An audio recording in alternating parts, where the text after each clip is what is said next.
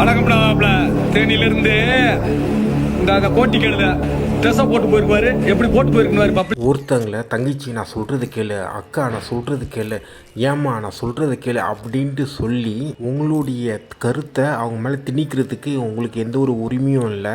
நீங்கள் அவங்களுக்கு அண்ணனா தம்பியா அப்பாவா அப்படின்ட்டு ஒரு உரிமை நீ எடுத்துக்க முடியாது. அது ரொம்ப தவறான ஒரு செயல். அது முடிவு பண்ண வேண்டியது அவங்க, நீங்கள் கிடையாது. ஆடைக்கும் ரேப்புக்கும் எந்த ஒரு சம்மந்தமும் இல்லை.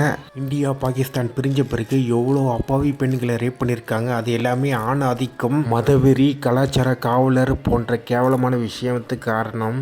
ஜாப்பனீஸ் சோல்ஜர் சைனீஸ் பெண்களை எவ்வளோ கொடூரமாக மோசமாக ரேப் பண்ணியிருக்காங்க. இது எல்லாமே ஒரு கேவலமான கலாச்சாரத்தை காப்பாற்றுறதுக்காகவும் ரொம்ப ஆபத்தான ஒரு தேசிய வெறி பிடிச்ச நபர்கள் தான் இதுக்கு காரணம். இதுக்கும் ஆடைக்கும் எந்த ஒரு சம்பந்தமும் இல்லை. இந்த செக்ஷுவலாக அபியூஸ் பண்ணுறது, ரேப் பண்ணுறது இதெல்லாம் புதுசான ஒரு கல்ச்சர் கிடையாது. பல ஆண்டு காலமாக இது நடந்துட்டு தான் இருக்குது. அதுக்கு ஒரே ஒரு காரணம் டாமினன்ஸ், அதாவது பேட்ரியாச்சி டாமினன்ஸ் மட்டும்தான். மறுபடியும் சொல்கிற, ஒரு ஆணும் இல்லை ஒரு பெண்ணும் அவங்களுக்கு என்ன ட்ரெஸ் போடுறதோ அதில் எது அவங்களுக்கு கம்ஃபர்டபுளாக இருக்கோ அண்டு அது எப்படி வேணாலும் அவங்க போடலாம். இதுதான் ஆடை சுதந்திரம். அதுக்கப்புறம் யாருக்கு வேணாலும் யாரை வேணாலும் லவ் பண்ணி திருமணம் கல்யாணம் பண்ணிக்கலாம். அது என்ன ஜாதி மதம் இல்லை ஆணுக்கு ஆணோ இல்லை பெண்ணுக்கு பெண்ணோ இப்படி இருந்தாலும் அதை திருமணம் பண்ணிக்கலாம்.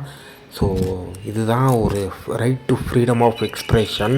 அதுக்கப்புறமா இன்னொரு விஷயம், நீங்கள் வந்து பார்த்திங்கன்னா டிஷர்ட் போடுறீங்க. தமிழ்நாட்டில் வந்து பார்த்திங்கன்னா ஒரு குரூப் வந்து டிஷர்ட் போட்டாலே ஒரு கலாச்சாரத்துக்கு எதிரானது, பேண்ட் போட்டாலே ஒரு கலாச்சார சீரழிப்பு அப்படின்ட்டு சொல்லிட்டு இருக்காங்க. அது உங்களுக்கு எதிரானது. நீங்கள் அதை கேட்பீங்களா? நீங்கள் டிஷர்ட் போடாமல் இருப்பீங்களா? நீங்கள் நினச்சபடி மற்றவங்க யோசிக்கணும்னா, நீங்கள் நினச்சபடி மற்றவங்க ஆடியோ போடணும்னா மற்றவங்க எதுக்கு வாழணும் இந்த உலகத்தில்? எனக்கு புரியல.